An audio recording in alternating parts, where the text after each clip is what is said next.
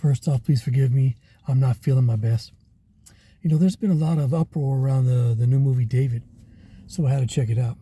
I'm hearing a lot of Christians praise the movie and compare it to The Prince of Egypt, saying we haven't had a good movie like this since then.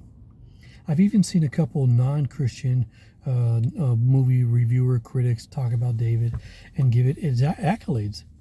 There was some big lawsuit having to do with the production company or distribution company or something like that also.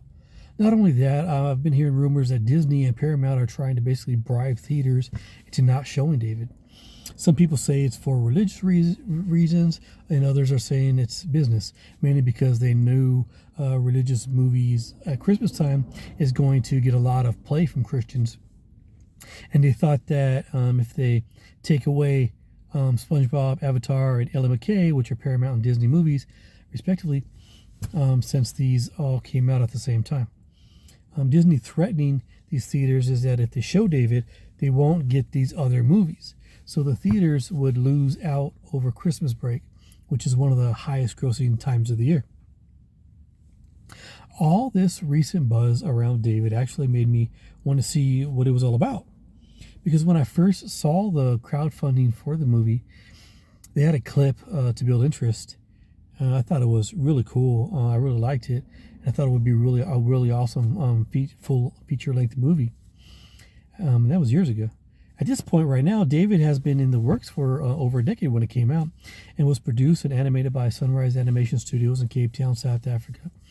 It was picked up for release after a lawsuit from another company by Angel Studios, which was founded by the Harmon brothers, who are LDS. Angel Studios also releases Catholic faith-based movies like Cabrini, and most people would probably know them from the TV series The Chosen, which had other issues too, like behind-the-scenes stuff during filming, where somebody had an LGBT flag hanging on a camera or something like that.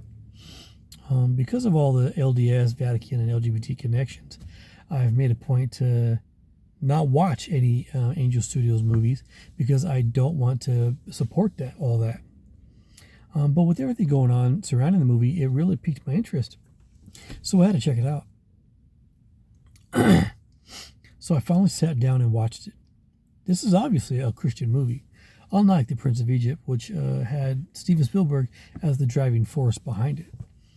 But honestly, I thought they did a very good job. The storyline is really good. It's not preachy, but it does obviously lean heavily on David, believing God has his back and all that.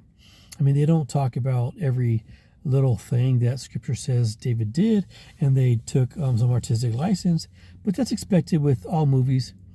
And I've never seen a faith-based or Bible-based movie that I agree with 100%. There are always going to be differences of opinion and differing understandings of theology and Scripture. With that said, this movie touched me deeply. There were multiple times where I was actually getting verklempt. I can truly say that I believe this is one of the best animated Bible-based movies that I've ever seen. Probably one of my favorite Bible movies, period.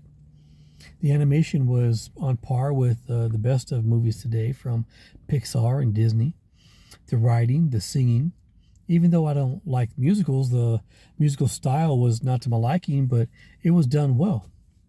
Even with how much I liked it, there were still a couple things that stood out to me and had me shaking my head a little bit.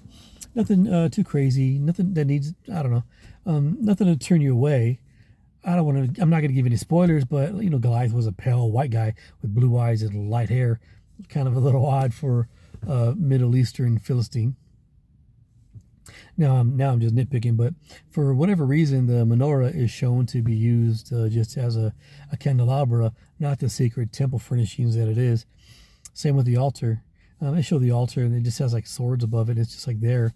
And David and his mom were the only ones who actually saw wearing blue tassels, and it wasn't a tassel with a thread of blue like Torah commands, but totally all blue tassels.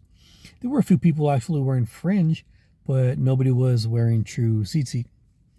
There was this cool song, though, that David kept singing called I Will Not Be Afraid. I don't remember all of it, what it was saying, but he said something like, it was like, whom shall I fear? I will not be afraid. Whatever may come, whatever we face, I will not be afraid. Oh, man, just beautiful wording. After the movie, there was a pay it forward message like they do with a lot of Christian movies nowadays. But that's kind of expected. It helps other people out that can't see it. Well, this movie was appropriate for all ages. You could take your kids and your grandkids or great nieces and nephews, like I possibly might, without worrying about anything wild popping up on the screen or any false doctrine. Nothing too crazy. Just remember, this is a movie. It's not scripture, but for what it is, it actually gets a lot right. All in all, I would advise you to go see it. There isn't really Christian doctrine or anything in this that would keep me from from stopping you from going. And honestly, I believe that you would be blessed in spite of Angel Studios if you go see it.